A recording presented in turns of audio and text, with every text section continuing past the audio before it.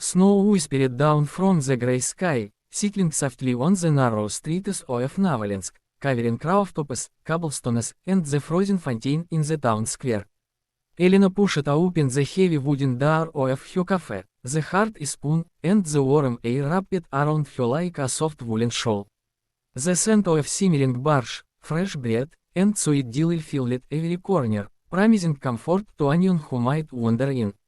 As each loved this hour, the world still half asleep, the wind singing through the branches of bay trees, and the promise that kindnesses could still bloom, even on the coldest mornings, just as Kind Souls of Rasun taught.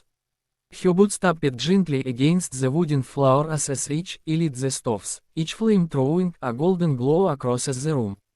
Bowls clinked softly, steam rose in delicate spirals, and each arranged crusty loaves and pastries on the counter with careful hands.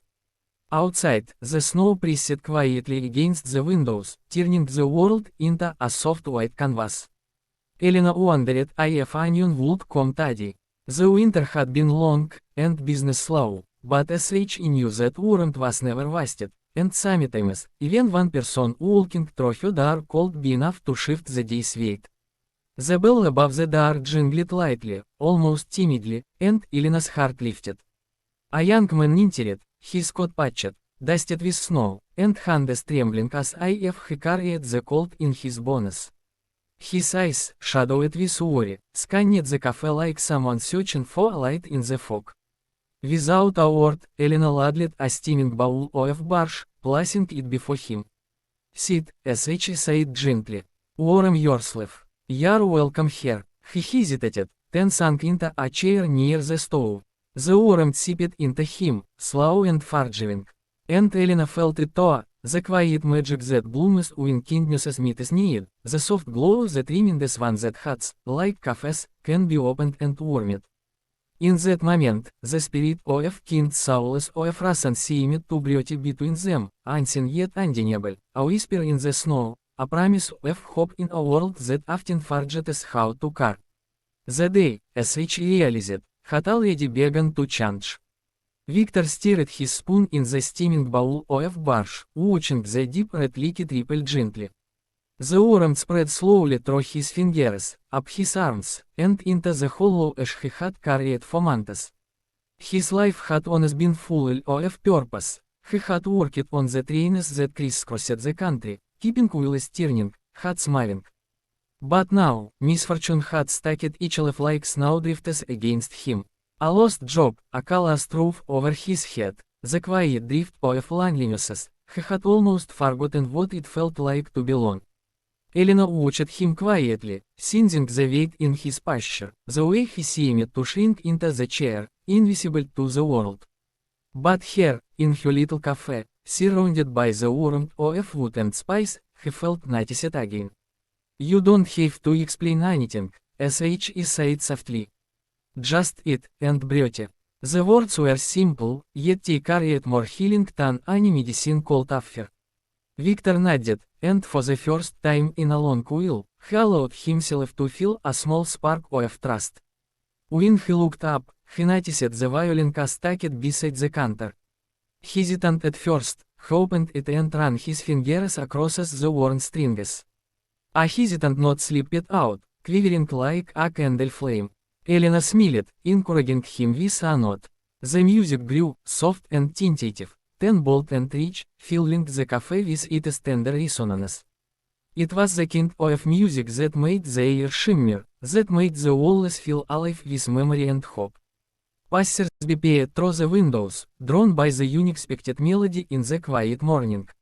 Viktor's eyes glistened, and he spoke between songs, sharing fragments of his story, a father who had loved music, a mother who had taught him to find beauty even in struggle, the train whistles that had always been the soundtrack of his life.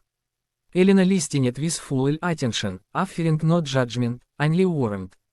As she knew this was more than just a meal or a place to sit, it was a second chance, a small bridge back to life. By the time the sun rose higher, the cafe was no longer empty. A few neighbors had entered, drawn by the music and the comforting smell of borscht.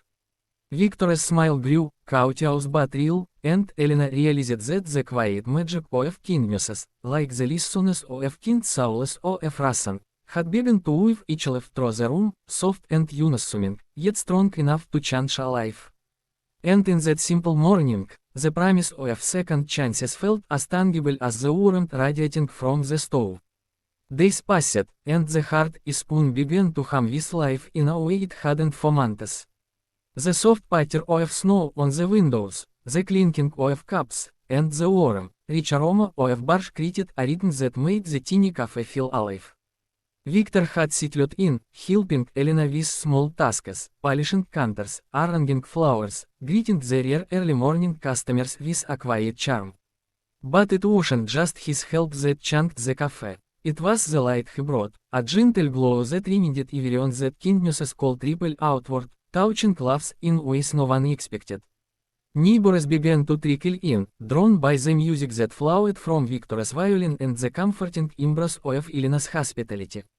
Old men who had long stopped lying found themselves smiling again. Mothers with restless children discovered a place where everyone's troubles seemed lighter, even if just for a moment.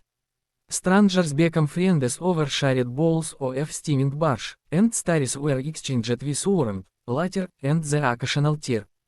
Elena watched all this unfold with quiet joy, understanding that the cafe had become more than a business. It had become a home, a heart in the cold streets of Novolensk, alive with compassion and connection. One evening, as the golden light of dusk spilled across the wooden tables, Viktor approached Elena with a small wooden carving in his hands. It was a miniature of the cafe's front door, carefully etched and polished, simple yet perfect. He handed it to her, his eyes glistening. "You gave him a place to belong again," he said softly. Elena took the carving, her fingers brushing against his, and as he felt the warmth of more than just wood. "You gave this place new life," he replied, her voice steady but filled with emotion.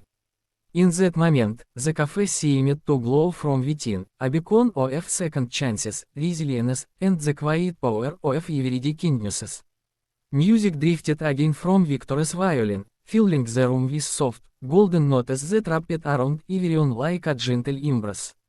Patrons sat quietly, savoring the moment, as if the world outside had melted away. Elena realized that this was the magic he had always believed in, not in grand gestures or wealth, but in shared meals, open hearts, and simple acts of generosity.